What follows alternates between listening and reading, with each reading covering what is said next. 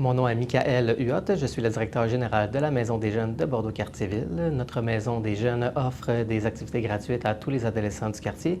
Donc, parmi les activités, il y a des sorties, dont certaines à l'extérieur de l'île de Montréal, des activités sportives au YMCA et dans la communauté, ainsi que plusieurs autres activités variées. La mission de notre organisme est d'offrir des activités gratuites à l'ensemble des jeunes dans le quartier, incluant les jeunes autistes. Je m'appelle Isabelle Courcy, je suis sociologue et professeure à l'Université de Montréal. Je suis également chercheure au Centre de recherche et de partage des savoirs Interaction. Mon nom c'est Franck, et c'est Franck Amissa, j'ai 14 ans et mon école c'est Évangeline. Mon nom est Sierra May et mon âge est 14 ans, bientôt 15 ans au mois de mai. Et puis je vais à l'école Évangeline. Mon nom c'est Charlie, j'ai 14 ans et je vais à l'école Évangeline. Allô, je m'appelle Kendrick et je viens dans l'école Évangeline, j'ai 15 ans. Le projet Transition vers l'inclusion est un projet original de notre Maison des jeunes. Le projet consiste à offrir des activités tremplins aux adolescents autistes. Les activités tremplins sont des moments réservés à ces jeunes-là. L'objectif est vraiment de pouvoir leur permettre de pouvoir se familiariser avec les espaces de notre Maison des jeunes ainsi que les activités. C'est aussi un moment pour nos intervenants de rentrer en contact avec eux pour développer un lien de confiance. Malheureusement, ce genre de projet au Québec et même ailleurs se font encore trop rares.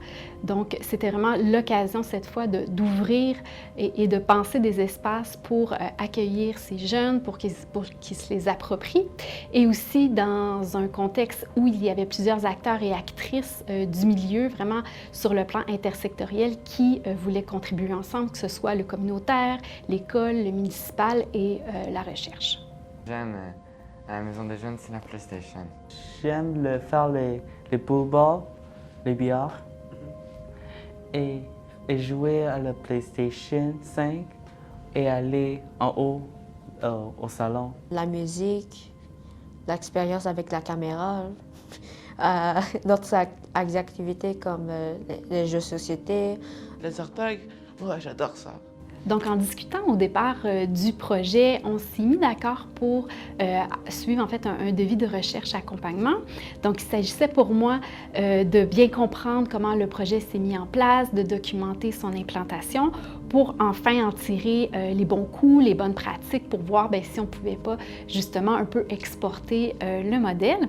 Et donc, dans la préparation, dans l'amorce du projet, Michael m'a invité à une des premières activités qui a été mise en place dans le projet, qui était celle de l'exposition photo, où vraiment j'ai pu voir pour la première fois tout l'enthousiasme en fait, à la fois que ce soit de la part des professeurs, des jeunes et de leur entourage autour de ce projet qui était Transition vers l'inclusion.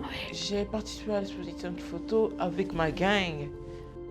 J'aime le plus c'est faire photo avec les groupes, que là on choisit un endroit où on veut prendre une photo et quelqu'un doit tenir la caméra pour faire capturer les photos de moi ou les autres. Moi, je trouve l'exposition photo, c'est super amusant avec Youssef Choufan, le photographeur qui est venu dans notre école. Le projet, c'est